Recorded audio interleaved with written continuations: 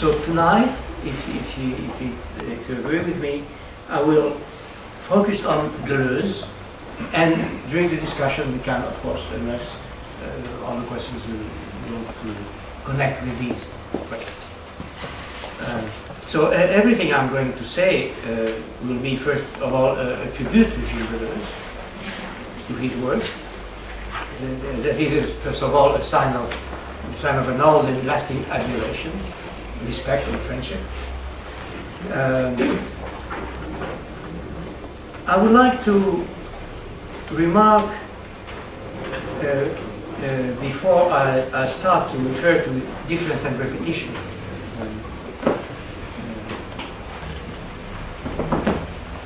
There is an English translation of difference and repetition. Refer to a translation because we will encounter a number of problems with translation. The title of this lecture first contains a problem of translation. In French, I would have called this la bêtise transcendantale de l'homme et le devenir animal selon Deleuze. But the translation of bêtise in English is absolutely, and here we have a witness for that, is absolutely impossible. You can't translate bêtise in English fully and authentically. So I would say the transcendental stupidity of man and the becoming animal according to Deleuze. So in his translation of difference and repetition, Paul Patton, who is an Australian philosopher and an expert in Deleuze, in the chapter entitled, the chapter Indifference and Repetition, entitled The Image of Thought, Image de la Pensée,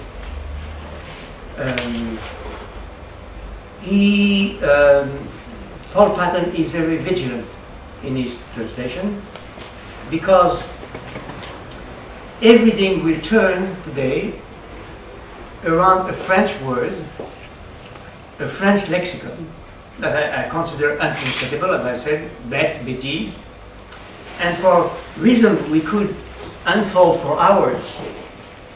There are no English words, especially not stupid or stupidity, and not even dumb or dumbness, that adequately translate bête or bêtise.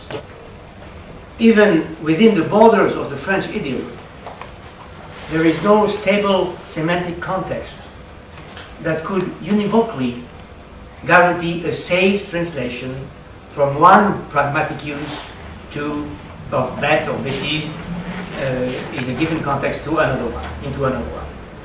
So, being aware of that, Paul Patton, the translator of Deleuze, twice keeps the words bêtise and bête in French in square brackets when he writes, translating Deleuze, I quote him, stupidity, and bêtise in square brackets, is not animality.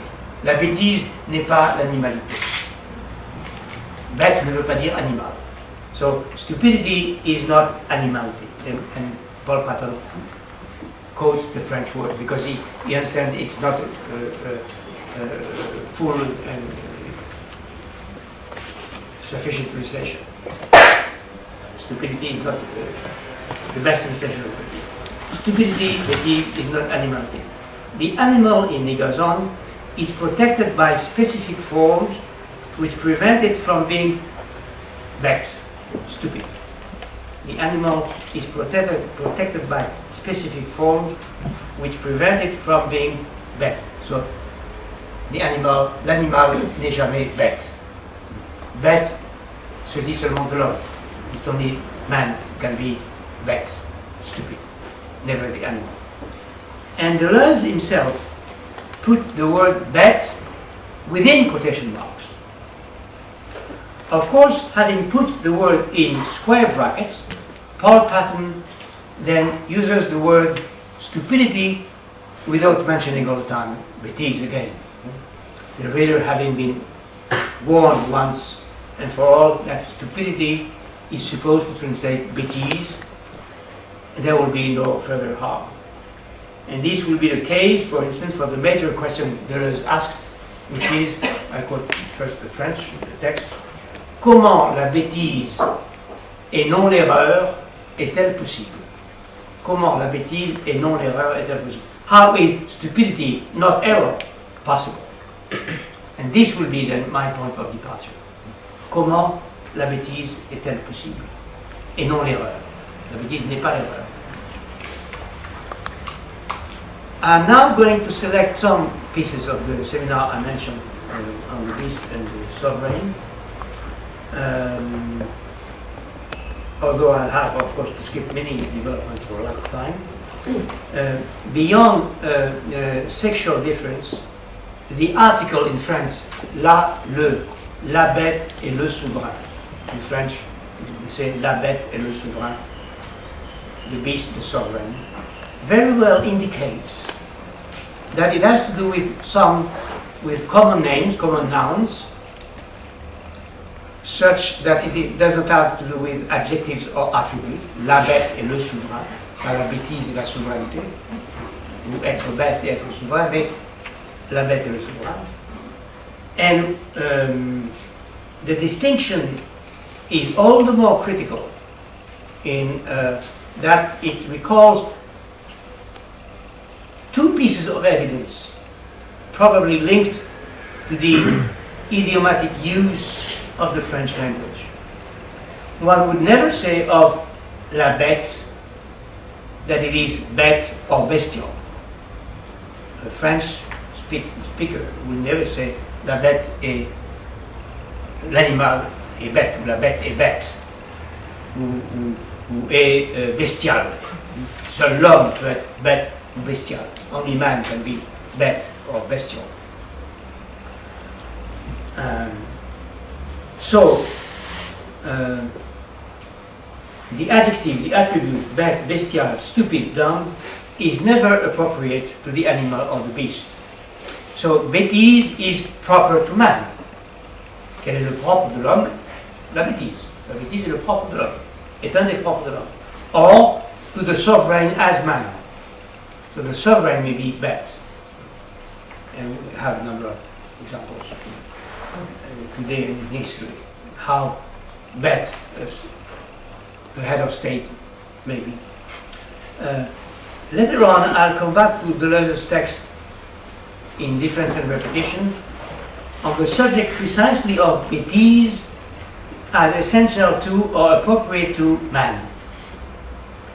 Of course, everyone knows, I hope so, the very rich chapter in 1,000 Plateaux, 1000 Plateaux, entitled Becoming Intense, Becoming Animal, Becoming Imperceptible. Becoming Intense, Becoming Animal, Becoming Imperceptible. That's the title of the famous chapter. One finds there not only references to the wolf, and I must mention the fact that during the first year of this seminar on the beast and the sovereign, the wolf was a main character, so to speak, coming back from everywhere again and again and again. So the seminar was full of wolves all the time, and of text on wolves and number of them.